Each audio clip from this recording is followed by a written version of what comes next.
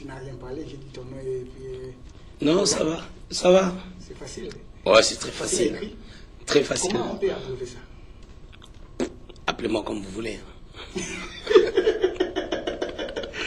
Vous êtes bien branchés aussi, www.tv, la foi en Jésus, la télévision de la vérité qui libère, que Dieu vous bénisse. Et je suis Pasteur Lojospi, je suis avec notre prophète qui vient de Luxembourg, mais dans son émission, l'émission Le Temps Prophétique. Et prophète, est-ce que tu peux te présenter? Voilà, comme il disait tout à l'heure, que c'est moi le prophète exaucé. Je viens du Luxembourg, je suis pasteur des églises Mission Évangélique Armée des Sanctifiés, qui sont à Paris et au Luxembourg. Mais moi, je suis basé au Luxembourg, dans la commune de Mersch. C'est là où se trouve notre église. Que Dieu vous bénisse. Et au Luxembourg, c'est maison mère ou bien comment? Au fait, l'œuvre avait commencé à Paris. J'avais déjà commencé à Paris depuis 2002. Et l'extension du Luxembourg a commencé depuis 2007, en fait janvier 2007. Mais bon, normalement, j'ai devais envoyer quelqu'un. Mais comme dans le travail des dieux, c'est les seigneurs qui décident, c'est pas les hommes qui décident. Et Dieu m'avait mis à cœur d'aller s'installer au Luxembourg avec mon épouse et voilà. C'est là où nous habitons et nous dirigeons l'œuvre. Mais quand j'étais arrivé à Luxembourg, tu étais le seul ou bien tu avais trouvé déjà les églises? Avant qu'on parle d'abord de notre thème, j'essaie un peu de te demander ça parce qu'il y a beaucoup de gens qui m'avaient écrit des emails à te demander parce qu'ils ont vu un grand travail à Luxembourg vis-à-vis des vidéos. Mais c'est ça que les gens m'avaient envoyé des courriers pour te demander des questions, genre des questions comme ça. Ouais, je ne peux pas l'ignorer. Quand je suis venu au Luxembourg, j'avais entendu qu'il y avait des églises. En fait, je n'ai jamais été dans une église quelconque au Luxembourg, oui. Mais j'ai appris qu'il y avait des églises. Bon, là où les gens vivent, il y a toujours le nom de Jésus qui est célébré, parce que le nom de Jésus est partout. Excusez-moi, je voulais te poser une question par rapport à ça, mais excusez-moi, je vais te demander toujours, comment tu as fait pour que l'église soit comme ça? On a vu les Blancs, les Chinois, les Japonais. Ah, prophète, tu as fait un grand travail là. Je dirais parce qu'il y a des gens qui nous disent souvent que pourquoi vous ne évangélisez pas des Blancs? Vous êtes ici en Europe, vous n'évangélisez pas des Blancs, et dans nos églises, toujours c'est rempli avec des Noirs, les mêmes Congolais là qui quittent dans cette église, ils partent dans cette église. Comment tu as fait? Voilà, d'abord c'est d'abord une question de mentalité. Voilà, ça dépend de la vision que tout à chacun a reçue de la part du Seigneur. Je vais ouvrir une parenthèse. Je prends un exemple. Il y a des églises où je vais des fois pour prêcher la parole de Dieu. Tu verras que nous sommes en Europe, mais les pasteurs prêchent en lingala. Et malgré peut-être qu'on les traduit soit en anglais ou en français, je ne sais. On chante à lingala, on prêche à lingala. Il est difficile à une personne qui ne comprend pas une langue de pouvoir célébrer le Seigneur dans une langue qu'il ne connaît pas. C'est-à-dire, je viens dans une église, on chante à lingala. C'est-à-dire, on a chanté 20 cantiques, mais toutes ces chansons sont à lingala. J'aurais du mal à intégrer la chose parce que lorsque nous adorons Dieu, lorsque nous chantons pour le Seigneur, nous devons réaliser les paroles de la chanson afin de pouvoir le célébrer en esprit et en vérité. Ça, c'est déjà, tout dépend de la vision qu'on a reçue de la part des Seigneurs. Et je crois qu'il y a des détails que Dieu ne nous dira jamais. Nous devons avoir une intelligence renouvelée. La Bible déclare dans Romains, chapitre 12, du premier verset au deuxième, que nous ne devons pas nous conformer au siècle présent, mais nous devons être transformés par le renouvellement de l'intelligence pour savoir ce qui est parfait, ce qui est bien. C'est-à-dire, les chrétiens, les hommes de Dieu doivent renouveler leur intelligence pour savoir comment bâtir. C'est vrai, on a toujours tendance à dire que quand Dieu donne la vision, il donne la provision. C'est vrai, Dieu donne la provision, et nous ne devons pas laisser tout à Dieu de pouvoir le faire. L'homme a une responsabilité par rapport à sa vie, parce que nous sommes créés à l'image et à la ressemblance de Dieu. Nous avons en nous une pensée, une capacité créatrice de pouvoir créer des choses qui pourront faire marcher l'œuvre du Seigneur. Tu vas remarquer que même lorsque Jean-Baptiste est venu apportant un message, Jean est venu dans une période où il y avait le chaos total. De Malachie jusqu'à Jean-Baptiste, ça faisait 400 années où il n'y avait pas de porte-parole, il n'y avait pas de prophète, ça c'est l'histoire. Il n'y avait pas de porte-parole. Lorsque Jean est venu, il devait amener une particularité. Mais quand tu verras les gens qui venaient se faire baptiser, il y avait 3 catégories de personnes qui venaient se faire baptiser. Il y avait les gens du pays, les Israélites. Il y avait les gens qui habitaient les villes alentours, c'est-à-dire les non-israélites qui venaient aussi. Mais il y avait encore des juifs qui venaient, mais c'était des pharisiens et des sadducéens. Jean a discerné leur mentalité. Il les a dit, vous portez donc des fruits dignes de la repentance. C'est-à-dire, lorsque nous arrivons dans un terrain, pour les gens que Dieu a fait grâce de venir en Europe, nous sommes en Europe, nous faisons l'œuvre de Dieu, nous sommes peut-être en France, en Belgique, au Luxembourg. Ce sont des pays francophones. Ce sont des territoires où on parle français. Alors quand on arrive là, pour gagner les blancs ou d'autres nations, il faudra qu'on leur ouvre la porte déjà par notre mentalité. Je suis parti dans des églises où tout le monde parle lingala. C'est vrai, ils chantent en français, ils font le mélange français-lingala et tout. Ils prêchent en français, mais tout le monde, les Congolais sont entre eux, ils parlent lingala, ils parlent lingala. Et quand une nouvelle personne vient, la personne ne se sent pas à l'aise. Après, la personne va faire 1 ou 2 cultes, la personne va retourner. Je me rappelle une fois, il y a une de nos filles à Paris qu'on avait recommandée dans une église en Angleterre. La fille est partie en Angleterre, tout se passe en lingala pendant qu'elle n'était pas congolaise. Elle n'était pas congolaise, elle était camerounaise, on l'a recommandée là-bas. Et moi, j'étais convaincu que tout se passait en français et en anglais. Et je me disais, comme elle est partie là-bas pour les études, donc elle parle déjà français, donc en anglais, elle sera à l'aise. Mais elle est partie là-bas, les choses s'est passées en lingala, elle ne comprenait rien. Elle est obligée de chercher une autre église. Ça t'a dérangé? Mais bien sûr, parce que la personne, elle a été recommandée dans une église. L'église peut être bonne. L'onction peut être là, la parole peut être là, mais ça peut empêcher d'autres personnes de pouvoir intégrer la chose. Parce que ces gens-là ne comprennent pas notre langage. Nous ne parlons pas la même langue. Comment je peux venir dans un lieu, je ne comprends rien, je n'entends rien.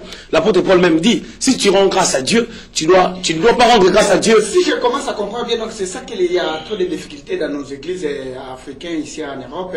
On se retrouve toujours avec des noirs. Bien sûr, je peux prendre un exemple. Je peux prendre un exemple. Moi j'ai un principe déjà, moi-même. J'ai un principe. Je crois, les gens vont me supporter un peu. Ça n'engage que moi. Moi j'ai un principe. Je suis congolais, je suis quinois, je suis né à Kin, j'ai grandi à Kin, et je suis pas né en Europe, je suis pas venu en Europe à 5 ans. Mais en venant en Europe, je me suis intégré. Déjà, les premiers principes que j'ai, dans mon travail, au sein de l'église, moi je parle que français. C'est vrai, nous avons quelques Congolais au sein de l'église, même avec mes frères congolais, je ne parle que français. Ça permet à d'autres personnes de se sentir à l'aise et à tout le monde de pouvoir intégrer la chose.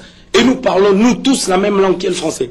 Il y a des luxembourgeois qui sont là, qui ont même, qui ne parlaient que luxembourgeois, mais ils ont intégré notre milieu, ils ont amélioré même leur langage, leur français. Nous tous, nous faisons un, avec un même langage. C'est-à-dire, quand d'autres personnes viennent, tout le monde est à l'aise à l'église. Tout dépend déjà de la vision de la tête. C'est ce que je disais tout à l'heure par rapport à Jean-Baptiste. Jean-Baptiste a reçu une vision de la part du Seigneur. Nous pouvons recevoir la vision de la part de Dieu, mais nous devons savoir comment poser cette vision. Comment transmettre cette vision-là aux gens. Et si on ne sait pas comment la transmettre aux gens, ça sera très difficile. Mais la transmission de la vision dépend déjà d'un peuple à une autre. Merci. D'un peuple à un autre, pardon, excusez-moi.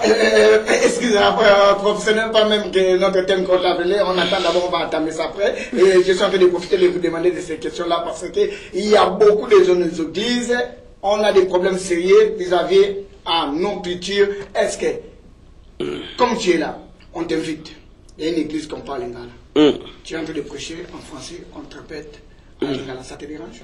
Moi, personnellement, ça ne me dérange pas. Ça dépend d'eux. Ça, c'est pas ma vision.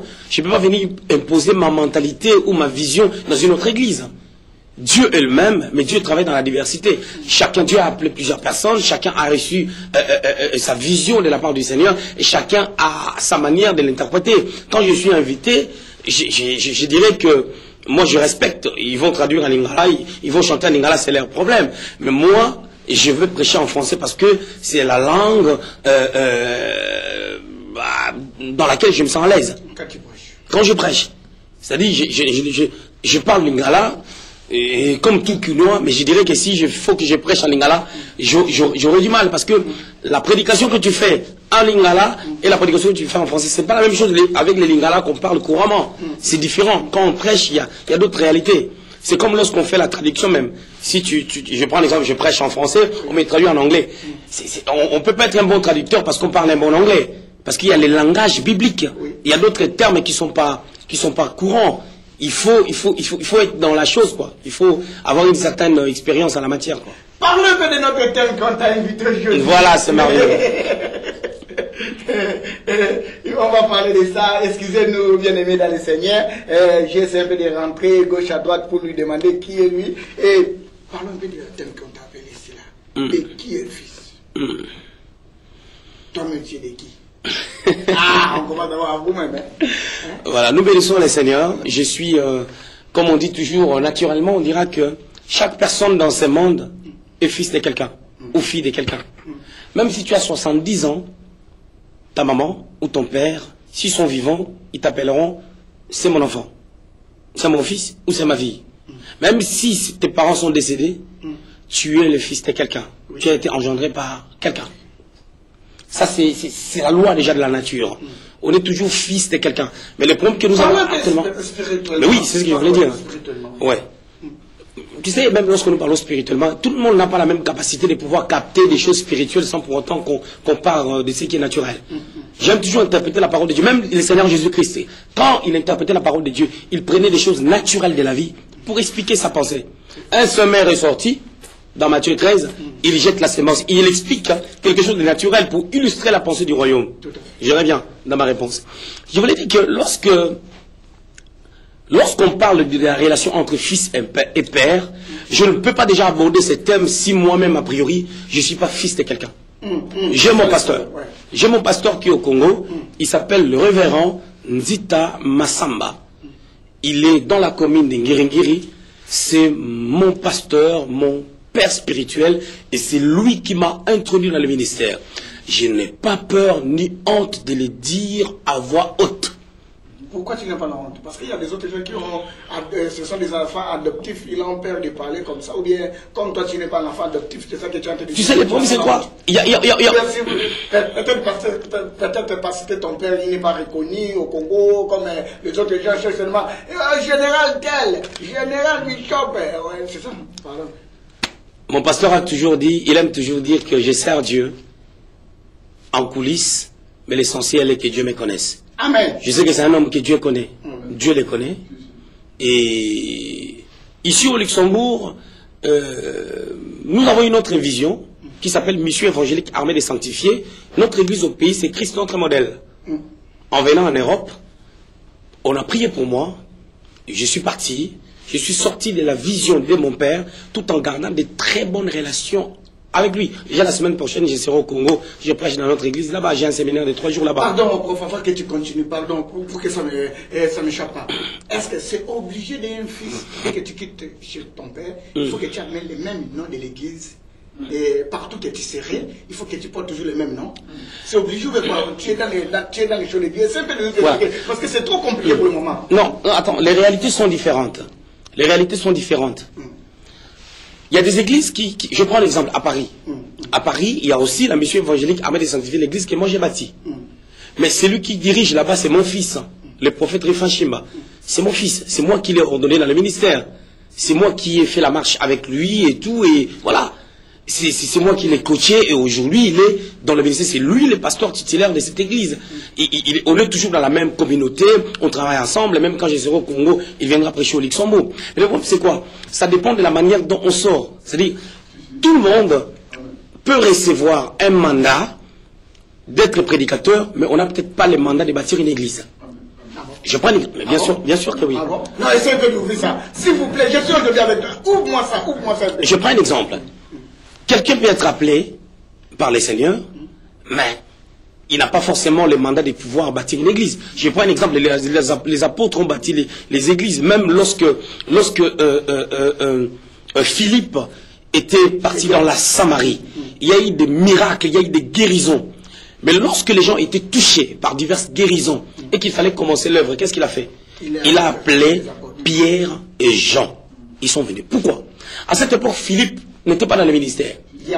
Il était un diacre. On parle de Philippe comme étant ministre de Dieu, comme évangéliste, après vers la fin du livre des Actes des Apôtres.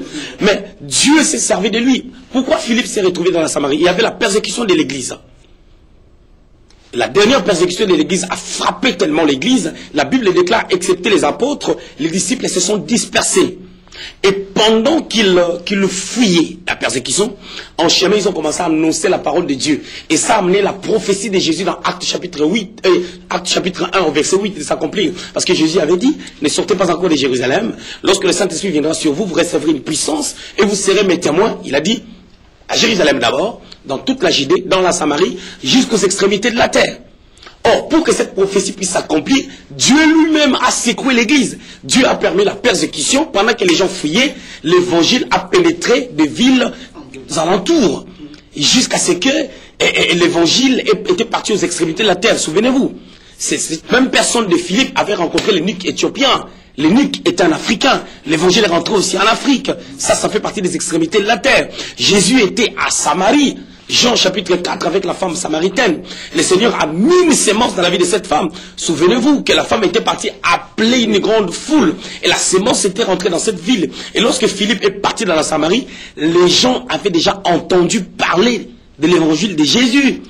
Et les gens avaient déjà élevé une certaine foi. Philippe, qui était un diacre, qui avait les dons spirituels, il a expérimenté les miracles. Mais je prendrai l'exemple de Philippe pour dire que c'est un frère humble, reconnaissant. Il pouvait dire que non, oui, ça c'est mon territoire, je commence l'église et tout. Oui, c'est aujourd'hui. Sans entendre la voix de Dieu. Mais il avait compris que non seulement il n'avait pas le mandat de pouvoir bâtir l'église, mais il n'était pas encore dans le ministère, malgré les dons. On n'est pas dans les ministères, on n'exerce pas les ministères parce qu'on a les dons spirituels. Parce que lorsque nous parlons des dons, il y a deux types de dons. Il y a les dons ministériels et les dons spirituels. Les dons spirituels, écoutez, les dons spirituels nous est donné par le Saint-Esprit. À cause de notre baptême dans le Saint-Esprit. Mais les dons du ministère nous est donné par Jésus-Christ. La Bible déclare, étant monté dans les hauteurs, étant monté au ciel, il a fait des dons aux hommes. Il a donné aux uns pasteurs, apôtres, évangélistes, prophètes et docteurs. Il y a 5 dons ministériels. C'est-à-dire, lorsque je clarifie ces choses, je voulais parler des 3 personnages de la Sainte Trinité. Même l'apôtre Paul l'explique dans 2 Corinthiens 13, là où il parle de l'amour du Père, la grâce du Fils et la communion du Saint-Esprit. Dieu est 3. En Dieu, il y a le Père, le Fils et le Saint-Esprit. C'est pour ça au commencement, dans Genèse chapitre 1er, lorsqu'on dit au commencement Dieu créa les cieux et la terre, le terme Dieu qu'on a utilisé en hébreu, c'était Elohim. Elohim parle de Dieu dans sa pluralité, c'est-à-dire le Père, le Fils et le Saint-Esprit. C'est pour ça dans Colossiens chapitre 1er, on est en train de parler de Jésus-Christ comme étant participant de la création. On a dit que tout a été créé pour lui, par lui et en lui. Donc, Philippe s'est retrouvé dans une terre où les gens étaient touchés par l'évangile, mais il a appelé les apôtres. C'est ça qui amène les désordres, parce que les gens, à cause des dons spirituels, parce que j'ai fait un songe qui s'est accompli, parce que j'ai dit à quelqu'un quelque chose qui est vrai, parce que je suis parti dans une maison, j'ai trouvé une personne fiévreuse, j'ai prié pour la personne, et je lui ai imposé la main, et puis 2 heures après, la personne est guérie, et tout, et voilà. Ça me pousse à faire une église. Je vais ouvrir une petite parenthèse. Lorsque j'étais encore au pays, exerçant les ministères à côté de mon père, parce que j'ai été ordonné par mon père spirituel au travail de l'onction d'huile, et j'exerçais le ministère à côté de lui, tellement que j'étais jeune à cette époque, et moi et mon pasteur, on a un écart d'âge et tout, et les gens, tu sais, il y avait une grande foule qui venait voir comment est-ce que Dieu m'utilisait, nanana. Il y a des gens qui me disaient, mais tu peux commencer quelque chose, tu sais, tu peux commencer quelque chose. Tu vois pas que dans cette église, on est en train de te bloquer et tout. Mais je devais savoir à quoi je suis appelé. Bloquer même, c'est trop étouffé. Tu comprends? Tout ça, c'est des conneries. Il y a d'autres églises qui commencent, non pas parce que Dieu a dit, mais parce que la personne est mécontente. Au lieu de comprendre pourquoi cette situation, pourquoi tu traverses cette situation, les gens vont tout de suite faire des églises. C'est pour ça qu'il n'y a pas d'impact. Je suis venu au Luxembourg, à 2007, l'église a commencé au mois de janvier. On a connu des temps durs, des temps difficiles, parce que le Luxembourg était une nation où il fallait creuser, il fallait vraiment débroussailler les sols pour pouvoir mettre la sémence, parce qu'il y avait des églises, mais des églises froides, des églises de blancs, des églises très très très froides. Il y avait pas le feu. Mais aujourd'hui, par la grâce de Dieu, nous sommes des pionniers, nous sommes la première église qui annonce l'évangile, une église qui fait des programmes, des activités, les gens le voient sur internet, sur l'autre chaîne que je ne citerai pas les noms ici, parce que nous sommes dans la foi en Jésus-Christ, une chaîne très bénie.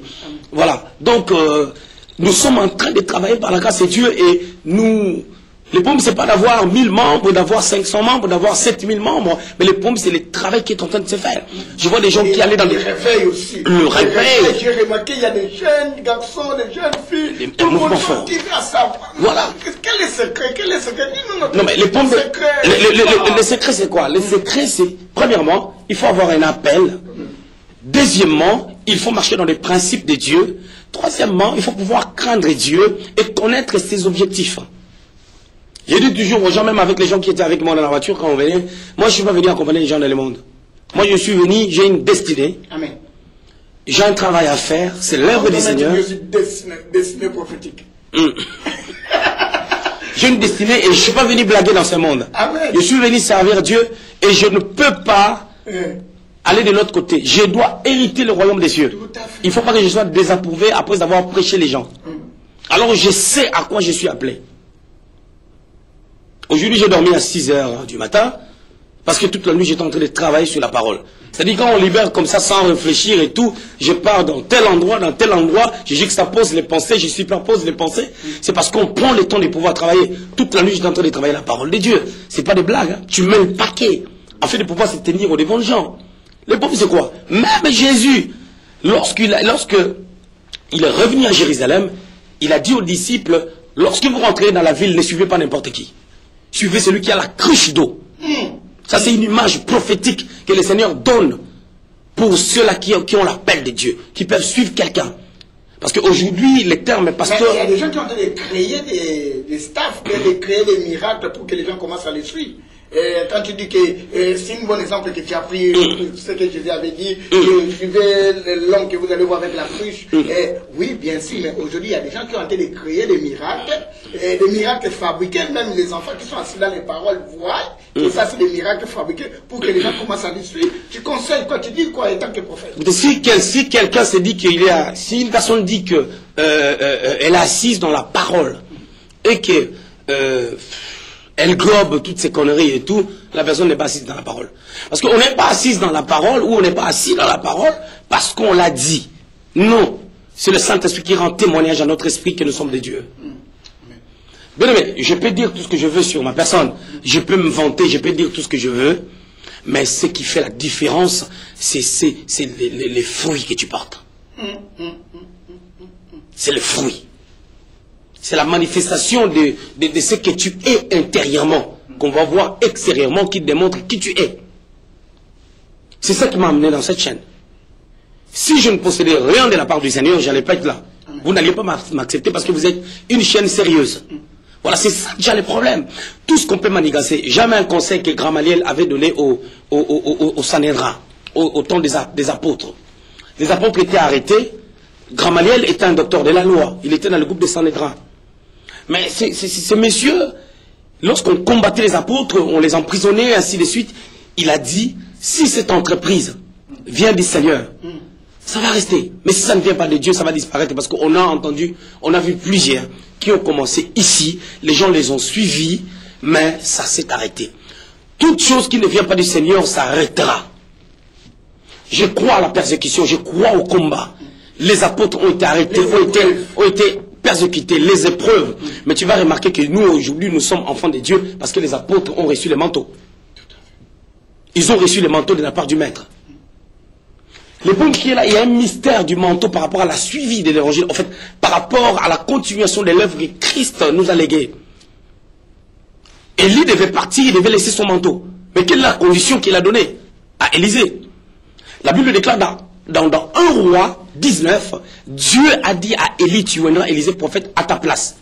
Mais dans 2 Rois chapitre 2, il a fallu maintenant que Élisée puisse prendre ses ministères. Le temps qui sépare 1 Roi 19 et 2 Rois 2, historiquement, c'est 10 ans. Élisée a persévéré auprès d'Élie et lorsque le temps était arrivé, tu vas remarquer que tout Israël était au courant parce que dans chaque ville où il partait, les gens étaient au courant que Élie va être enlevé. Mais Élie dit à Élisée, si tu me vois monter dans les tourbillons, c'est que tu me demandes la double portion, tu l'auras. Mais si tu ne me vois pas, tu ne l'auras pas. Les disciples doivent voir. Ils doivent voir le maître monter. Ils doivent voir. Même Jean dans l'île de Patmos, lorsqu'il a rencontré un ange, l'ange lui avait dit, dans Apocalypse chapitre 2, l'ange lui a dit, monte. Certaines choses, tu ne peux pas les voir si tu ne montes pas. C'est un langage prophétique qui veut dire que nous devons avoir un autre regard sur la parole de Dieu. Au fait, j'ai encore une question à te poser vis-à-vis à qui est fils. Et qui peut être fils de qui? dans quel moment que tu peux se trouver dans le pied de, je dis par exemple, apôtre Joseph? Bon. Ou bien prophète Joseph. Écoutez, la notion sur le Fils, déjà, c'est une pensée qui sort de Dieu avant qu'on parle des hommes. Écoutez, la Bible déclare ceci. À tous ceux qui l'ont reçu, à tous ceux qui croient à son nom, Jean chapitre 1, verset 12, la parole faite chair les a donné les pouvoirs de devenir enfants de Dieu. Nous sommes enfants de Dieu à cause de Jésus-Christ qui était mort sur la croix et ressuscité le troisième jour. Alors qu'est-ce qui se passe? Le Seigneur, lorsqu'il voulait monter au ciel, il a donné la mission aux disciples qui étaient devenus apôtres. Les disciples étaient comme ses fils spirituels. Devenant apôtres, dans Jean 15, 16, il leur dit, ce n'est pas vous qui m'avez choisi, mais c'est moi qui vous ai choisi. Il rajouta, il dit, je ne vous appellerai plus serviteurs, mais je vous appelle mes amis, parce qu'ils ont fait leur preuve. Ils ont été avec le Seigneur pendant 3 ans et demi.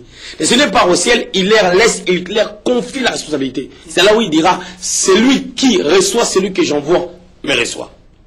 Alors, en ces temps, Dieu donne la responsabilité maintenant à quelqu'un qui est formé de pouvoir devenir maître.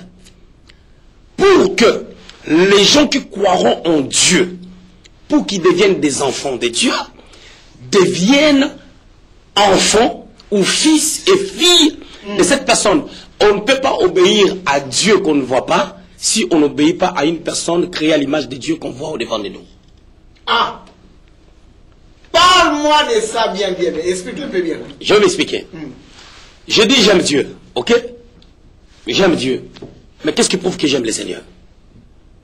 Parce que la foi sans les œuvres, c'est une foi morte. Pour qu'on parle de la foi, il faut qu'il y ait les œuvres de la foi. Abraham a marqué sa foi, a démontré son amour envers Dieu. Dieu lui a dit, donne-moi ton fils, ton unique. C'est tout ce qu'il avait. Il l'a amené aussi. Il a amené aussi son fils. Sans même discuter. Voilà. Tu vois, lorsque je dis Abraham a donné son fils, c'est-à-dire, en d'autres termes, je voulais dire, Abraham a donné son fils, c'était comme sa vie. C'est celui qui pourra peut-être qui pourra dans des jours à venir les représenter. Parce que le fils représente valablement le père. De la même manière que Jésus-Christ, la Bible parle de lui étant l'empreinte de la personne de Dieu. Tu sais l'empreinte c'est quoi? C'est une signature, c'est un cachet. La signature de faire l'État te représente. Partout, dans l'administration, voire même aujourd'hui dans la ville. C'est-à-dire si quelqu'un signe à ton nom, il te représente automatiquement, il peut prendre l'argent sur ton compte. Donc lorsqu'on parle même de Jésus qui est l'empreinte de la personne de Christ, de Dieu, l'empreinte de la personne de Dieu, on parle de Jésus-Christ comme étant le Dieu le Fils. Alors, si nous prétendons aimer Dieu, nous devons d'abord considérer cela que Dieu a envoyé, parce que Jésus a dit, celui qui reçoit celui que j'ai envoyé, me reçoit. Alors pour recevoir c'est Jésus, pour respecter c'est Jésus, pour honorer c'est Jésus, il faut commencer d'abord par respecter le Père que Dieu a mis au devant de toi. Mais le problème c'est quoi? On n'a pas de fils spirituel parce qu'il n'y a pas de père. Pourquoi il n'y a pas de père? Parce que les pères n'ont jamais été de fils. Non. Vous êtes bien Jésus. My God. Jésus, la télévision. Je crois que ça sera la première fois que quelqu'un parle en langue en pleine émission. Mandorobo Sekeria Baba. Makobo Koria Sanderebo. Que Dieu vous bénisse. Nous sommes bientôt ici à la télévision La Foi en Jésus. Nous sommes live avec prophète Joseph Lumbu de l'Istanbul. Ouvre-moi un peu ça. Voilà. Il n'y a pas de fils parce qu'il n'y a pas de père. Il n'y a pas de père parce que ces pères-là n'ont jamais été fils de quelqu'un. De quelqu'un. Parce que quand on est à zéro, c'est-à-dire, je viens de naître, lorsqu'il y a un enfant né, l'enfant a 0 année. 1 an, 2 ans, 3 ans, 4 ans, 5 ans. Mais si cet enfant-là a 40 ans, 50 ans demain, et que cet enfant fait des enfants, il fait des enfants parce qu'il a été enfanté par quelqu'un. C'est parce qu'il a été fils de quelqu'un. Alors si cet enfant n'avait pas de parents, il n'allait pas exister. Ramenons ça spirituellement. Nous voulons avoir des fils dans nos églises, mais nous, on n'a jamais été fils de quelqu'un. Et puis nous sommes les premiers à dire, ça c'est mon fils spirituel. On est les premiers à dire que non, ça c'est mon fils. Et on veut que les gens nous respectent comme étant des fils, pendant que nous-mêmes, on n'a jamais respecté qui que ce soit. On est sorti des églises parce qu'on était mécontents, parce que ça n'allait pas, parce qu'il y a eu tel problème, au lieu de savoir même les plans de Dieu. On t'a jamais entendu là où tu as parlé de la vision que tu avais reçue de la part du Seigneur pour bâtir. Mais le jour que tu seras mécontent, c'est là où tu deviens un père, tu bâtis une église. C'est pour cela qu'il n'y a pas d'impact. Il n'y a pas de guérison dans les églises. Il n'y a pas de révélation authentique. Est-ce que j'ai une question à te poser? Oui, vas-y. Et prof, pour que quelqu'un, que tu fais une relation avec lui, ou que tu commences à bien parler avec lui, il faut d'abord que tu connais son père spirituel, ou bien quoi. C'est surtout si quelqu'un qui est homme de Dieu comme toi, pasteur, évangéliste, il veut que vous soyez en harmonie, ou bien des échanges de cordonniers, ou bien à te dans l'église pour venir prêcher la bonne nouvelle parce que peut-être il t'a suivi quelque part. Est-ce que comment ça se passe? Frère, tu vois, quand je fais le contrat avec toi, dans la chaîne de télévision La Foi en Jésus, quand je suis venu ici, tu m'as présenté ton pasteur. Et j'étais très content. Tu m'as dit, mais fallait toi tu diriges la télé, tu es aussi un pasteur. Tu m'avais demandé ça, j'étais étonné. C'était une question piège.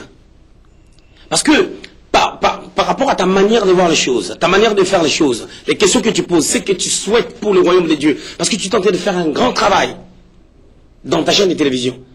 Alors, certainement, je me disais, pour qu'il se sente à l'aise pour aborder de tels thèmes, lui-même, il doit avoir un pasteur. Mais gloire à Dieu, dans ma deuxième émission, tout de suite, j'ai vu ton pasteur, j'ai parlé avec lui. Tu comprends? C'est pour dire que, c'est vrai, j'avais fait le contrat. Les contrats, toi, tu peux couper le contrat, ou moi, je peux couper le contrat. Je ne pouvais que continuer avec toi aussi par rapport à l'attitude que toi, tu as, à ce que je découvre en toi. Mais je vois que tu es une personne sérieuse, tu es dans une église, tu es aussi un pasteur. Donc, lorsque je rencontre un homme de Dieu, je ne considère pas l'homme de Dieu pour avoir une relation restreinte avec moi parce qu'on m'a dit que c'est un pasteur ou parce que cette personne dirige une église ou parce qu'il a des membres. Non. Il faut, les témoignages de l'esprit, pas les témoignages des hommes. Les hommes peuvent mentir. Oui, oui. Jésus, à son temps, il n'avait même pas un bon témoignage. Oui. On parlait de lui, le fils de Belzéboul, on parlait du mal de lui. Mais les témoignages de l'esprit, lorsqu'il s'est présenté au baptême des gens, Jean dit quoi? C'est lui qui m'a appelé, m'a dit que c'est lui. Et je ne suis pas digne de délier le courroie de ses sandales. Le témoignage du Saint-Esprit. Lui aussi l'a refusé. Bien sûr, ça c'est encore une autre réalité. Je voulais juste te parler du témoignage des gens, c'est que Jean avait reçu de la part du Seigneur pour Jésus. C'est la même chose que le Seigneur est en train de confirmer dans Matthieu chapitre 11, lorsqu'il parle des gens. La Bible dit, il fait l'éloge sur Jean. Il dit, parmi les personnes qui sont nées au travers des femmes, il y en a point comme Jean. Ça c'est le témoignage du Saint-Esprit. Nous avons besoin du témoignage du Saint-Esprit. C'est que le Saint-Esprit nous dit sur la personne. Et nous avons aussi besoin de voir certaines choses. Mais pour d'autres personnes, tu n'as même pas besoin du témoignage du Saint-Esprit. Ça se voit. Quand j'ai vu ton pasteur ici, j'ai vu la relation que tu as avec lui, j'ai vu le respect que tu lui donnes, j'ai vu la manière que lui-même, il aime le travail que toi tu fais. Je n'ai même pas besoin du témoignage de l'esprit, mais j'ai tout de suite validé que tu es une personne que je dois travailler avec toi. Tu comprends? Des fois, on n'a pas besoin du témoignage de l'esprit, on a juste besoin d'avoir une intelligence renouvelée. Prophète, on continue à ça, bien aimé, on continue à ça, on est avec le prophète. J'aime ta façon de parler. Et merci. Tu parles pas bien, mais tu parles bien. Merci. Prophète, j'ai une question à te poser vis-à-vis de ça. Comment on peut accepter ça? C'est le fils de lui.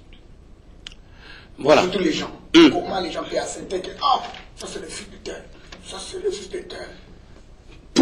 Déjà, les gens cherchent des titres. C'est mon fils, machin, tout ça, mais les gens n'ont pas la nourriture. Bon, prenons cette réalité de père et fils. Parce qu'il y a beaucoup de réalités, prof, excusez-moi. Il y a beaucoup de réalités. Dès qu'on présente même que ça c'est le fils de terre, ça c'est son père, il n'y a même pas match. Bon, tu vois la façon que le fils se comporte et la façon que le père se comporte. Surtout les pères d'aujourd'hui. Pardon. Écoutez, l'histoire de fils et de père, ce n'est qu'un langage qui est interprété aussi dans une autre dimension aussi. Dans une autre dimension, on parle du berger et de la brebis. Tu ne peux pas prétendre être le berger d'une brebis si la brebis n'est pas nourrie par toi. Il faut avoir la nourriture à lui donner. La nourriture que les brebis mangent, ça se garde dans la bergerie. Par là, je voulais ouvrir quoi? C'est pas parce que tu rentres sur Internet, tu copies les prédications, tu viens donner aux gens. Il y a des autres gens qui font même comme... Tu connais le prédicateur là, moi je connais un homme de Dieu qui fait comme Tidjet aussi. Il fait comme le mouvement que Tidjet fait. Oh, j'ai dit, mais Tidjet ne connaît même pas. Parlez un peu de nous ça. Pardon, papa. Des copies collées là, c'est ça que... La prochaine, je vais t'inviter pour qu'on parle des copies collées là. Je vais t'inviter pour que tu aies un peu de nous aider, les enfants de Dieu. Tu sais, attends, je vais être un... Non, mais soyons raisonnables. Hein. Quelqu'un peut me regarder sur Internet, hein, à la télé, je parle de la parole du Seigneur. C'est un homme de Dieu, il est dans des bons principes, il admire mon style et tout, et il commence à rentrer un peu dans mon style. Je ne vais pas le condamner à cause de ça. Et on va pas être... Ce n'est pas biblique, là. Non, on va pas être des extrémistes. Non. Écoutez, revenons dans la Bible. Tu connais bien la Bible. Non, écoutez. Ça, c'est des choses bibliques. Parce que lui risque de faire ça même abuser, là. Non, moi, je vois quand tu prêches, tu es toujours sur place. Parfois, je dis, mais la première fois que je t'ai regardé, ce n'est pas parce qu'on est avec toi ici, là. La première fois que je t'ai regardé dans l'enseignement, je t'ai regardé, la façon que tu prêchais, tu étais sur place, mais des choses que tu es en train de parler, j'étais moi-même seul dans ma maison, au salon aussi. Je dis, mais ça, c'est quoi? Il faut que je cherche cette personne. C'est moi qui viens te chercher. Et c'est un peu plus ça. Écoutez, on ne va pas être des extrémistes. Ok? On ne va pas être des personnes... Mais un copier-coller... Écoutez-moi, la Bible déclare... Même mon frère qui est à la maison, même à ceux qui ont de nous suivre, on refuse beaucoup copier-coller, on refuse ça. La Bible déclare ne soit pas juste un excès. Ça, c'est Salomon. Je voulais dire qu'il y a des personnes qui sont rentrées dans le ministère en bonne et due forme, qui sont dans le ministère, servent le Seigneur, mais ils sont des personnes qui admirent. Moi, je voulais dire, moi, je suis moi-même. Hein, exaucé, donc exaucé. Je suis moi-même, j'ai mon style, voilà, je suis exaucé, voilà. Alors, je dirais que il y a des personnes qui admirent exaucé. À force d'admirer, ils commencent à prendre mes tics, mes mimiques. Si c'est ton fils, parce qu'on donne seulement ce qu'on a. Si c'est ton fils, là... Écoutez, tu sais que la Bible déclare dans Éphésiens que nous sommes édifiés par les fondements des apôtres et des prophètes. Oui. Écoutez, édifiés par les fondements des apôtres et des prophètes.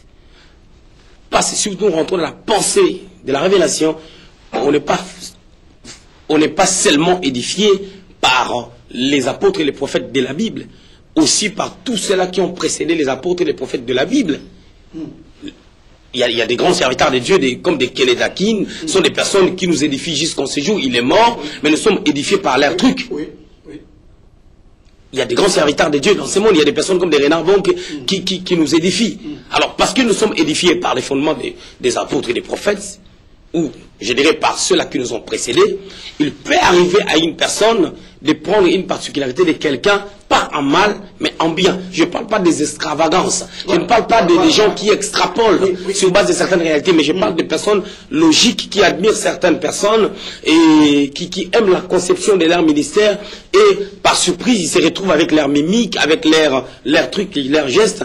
Personnellement, je dirais, s'il faut que je donne mon avis, je ne vais pas le condamner. Mais quand quelqu'un le fait à un excès, tout ce qui est faux n'a pas d'impact.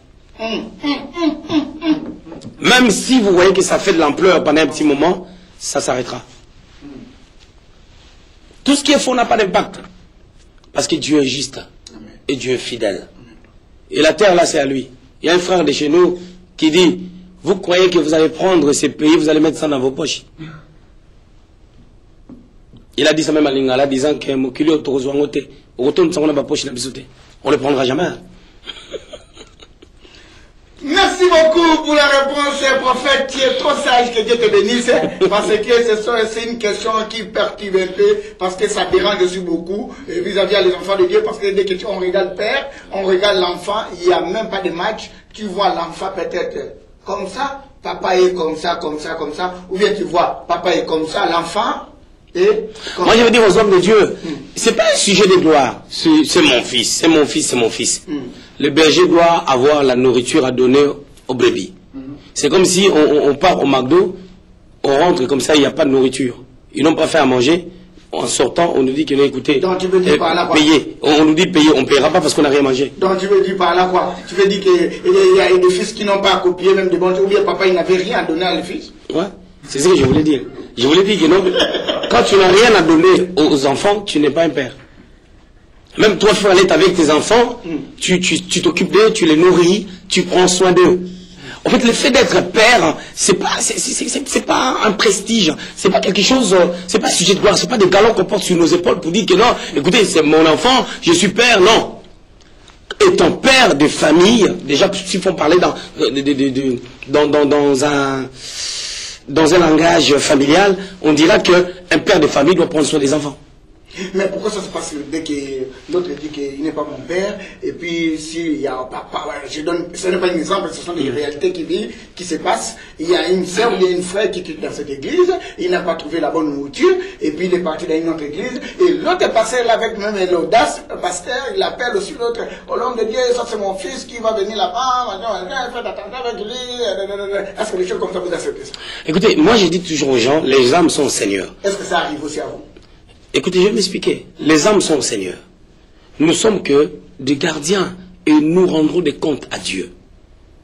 Moi, je prends un exemple. Quelqu'un m'appelle pour dire, écoutez, tu sais, les gens ne quittent pas les églises forcément parce qu'il n'y a pas la parole. Hein. Les gens peuvent quitter l'église à cause des réalités X ou Y. Oui. Ok? Quelqu'un peut m'appeler pour dire, par exemple, je parle de l'église. Moi, je me dis, les âmes sont au Seigneur. Gloire à Dieu, que le Seigneur te bénisse. Tu as prié. Ah oui, j'ai prié. Dieu m'a dit de partir. Gloire à Dieu. Si lui, il a dit qu'il a prié et que Dieu l'a convaincu, comment moi je vais m'opposer à la volonté du Seigneur? Et je n'ai pas appelé tel ou tel pasteur pour dire que non, celui-là c'est mon fils, nani, nana. Moi, je ne rentre pas dans ce genre de choses-là. Les âmes sont au Seigneur. Tu conseilles quoi à les gens qui font ça? Ce que je conseille les gens qu'il faut qu'ils arrêtent tout ce qui est polémique là. C'est le Saint-Esprit qui convainc les gens. C'est le Saint-Esprit qui ramène les gens dans les églises. Nous gardons une bonne vision et ne soyons pas des copistes, ne faisons pas de plagiat, mais restons dans ce que Dieu nous a donné. Reste dans ta particularité, ton pasteur, et Dieu te bénira sur base de ce que tu fais pour lui. Tout le monde ne peut pas être pareil. Chacun sa grâce.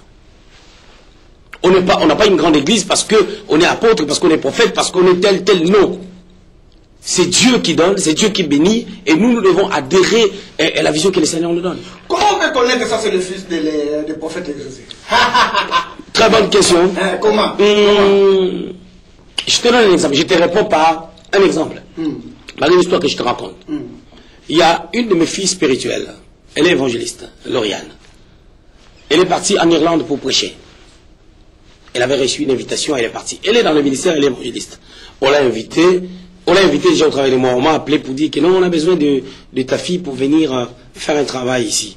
Parce qu'il y a quelqu'un qui avait parlé d'elle de l'autre côté là-bas. C'était même l'évangéliste Carlito qui avait parlé d'elle de l'autre côté. Je lui ai dit, gloire à Dieu, on va organiser ça. Ils m'ont donné les dates et tout. Elle est partie. Pendant qu'elle était en train de faire les services, il y a un pasteur, un serviteur de Dieu, qui est venu la saluer à la fin. Il a dit, bonjour, tu connais le prophète Exaucé Lungu de Luxembourg? Elle a dit, c'est mon père. Il a dit, tu sais pourquoi je t'ai posé cette question? C'est parce que je lui ai vu en toi. Or, cet homme de Dieu là m'a vu prêcher que 2 fois. Il a dit, je l'ai vu en toi. Écoutez, j'interprète ça dans la Bible. Tu sais, Pierre, il a été, quand il a régné le Seigneur, tu sais ce qui s'est passé? Lorsque le Seigneur était arrêté, on a repéré Pierre, pourquoi? On a dit, son langage détermine qu'il est naziréen. Il était avec eux. Il est avec eux. Il fait partie de ces groupes-là des naziréens. On a vu le langage de Pierre. C'est-à-dire, on reconnaît un fils de quelqu'un par son langage. La vie du père doit s'identifier à la vie de la fille. Quand tu viens dans mon église, tu verras, il y a des gens qui prient comme moi. Il y a des gens qui ont mes mots. Il y a des gens qui adorent comme moi. Il y a des gens qui même ma femme, on avait une réunion de femmes là de 2 jours là. Quand elle parlait, on pouvait dire que c'est ma femme. Sa manière de parler, sa manière de faire le service, tu vois que c'est mon épouse. Non seulement elle est mon épouse, et je suis aussi un père pour elle. Parce que c'est moi le pasteur de l'église. Alléluia. Merci, merci.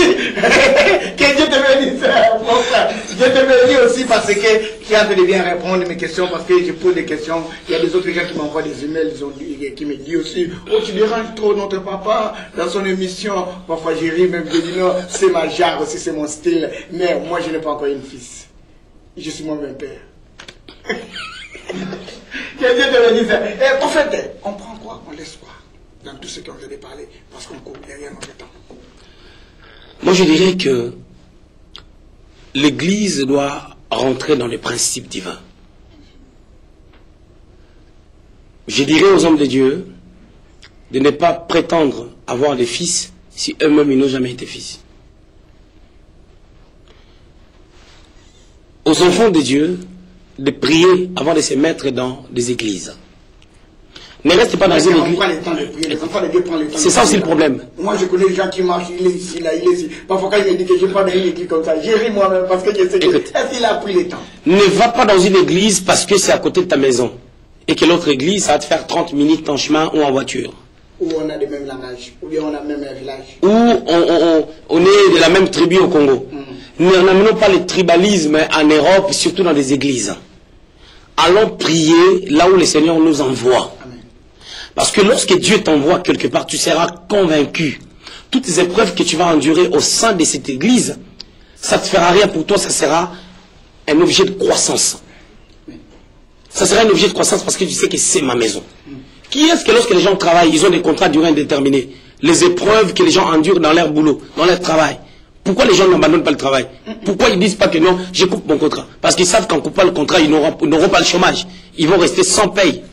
Et les gens respectent. Mais dans les églises, les gens font tout et n'importe quoi. Nous devons revenir dans les principes divins.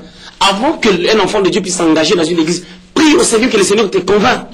S'il y a des réalités qui ne marchent pas, demande à ces dieux-là qui t'avaient placé là. Parce que Dieu ne change pas. Aujourd'hui, je vois les gens, lundi, Dieu a un autre langage, le samedi, Dieu a un autre langage. Dieu ne change pas. Merci, bien-aimés dans le Seigneur, vous avez écouté les conseils que notre prophète qui vient nous donner. Moi, j'ai accepté ça et puis je dis aussi Amen. Prof, est-ce que tu peux prier pour nous tous qui ont peut-être on avait oublié qu'on est des fils, ou bien pour qu'on cherche des pères, ou bien on commence avec des pères. S'il vous plaît, papa, parce que c'est trop de problèmes. Je pense que peut-être on va continuer ça dans le volume 2, parce que ça c'est le volume 1, et on va continuer parce qu'il y a trop de problèmes vis-à-vis des fils et des pères, même il y a trop de conflits, même. On va parler même des conflits des pères et des fils, quand on va t'appeler semaine prochaine. Priez pour nous. Seigneur, nous voulons te rendre grâce, nous voulons te bénir pour ces moments merveilleux que tu nous as accordés par ta grâce. Seigneur, nous sommes épris de toi. Quel bonheur de pouvoir être à côté de toi. Quel bonheur de pouvoir t'appartenir et de comprendre ces choses, ces mystères, Père. L'apôtre Paul dira dans Ephésiens chapitre 3 que ces choses qui ont été cachées dans les générations antérieures nous ont été révélées à cause de son amour, à cause de sa grâce. Non pas parce que nous sommes spéciaux. Père, nous te bénissons. Seigneur, je prie en qualité de ton serviteur, afin de pouvoir remettre, Père éternel, au Dieu, ceux-là, Père, qui s'embrouillent encore, ceux-là qui t'attendent, qui boitent des deux côtés, qui n'ont pas encore de pères, qui n'ont pas encore des églises stables. Seigneur, de le ramener, Père, sur le droit chemin, les comparables de gloire. Nous voulons que ton nom puisse être glorifié, Père, dans nos églises, dans nos villes, dans nos familles, Père. Afin que, Père éternel, oh Dieu, nous puissions, Père, bénéficier de ta bénédiction. Parce que tu es le Dieu qui bénit. Je proclame ton règne, ta gloire, Père éternel, oh Dieu, sur cette chaîne de télévision, Père, qui propage l'évangile du royaume dans le nom de Jésus. Nous prophétisons l'excellence, la vie et le règne de ta majesté sublime. Au nom de Jésus. Merci Seigneur Jésus. Merci Seigneur Jésus. Que Dieu vous bénisse. À la prochaine, vendredi prochain. Je vais aussi encore inviter prof avant qu'il voyage même à Kin, qu'il faut qu'on l'invite pour qu'on essaie un peu de parler à les conflits entre les pères et les fils, même jusqu'à chez les fidèles. Que Dieu vous bénisse. Au revoir, bye bye. Prof, merci. Merci. Au revoir. Que Dieu vous bénisse.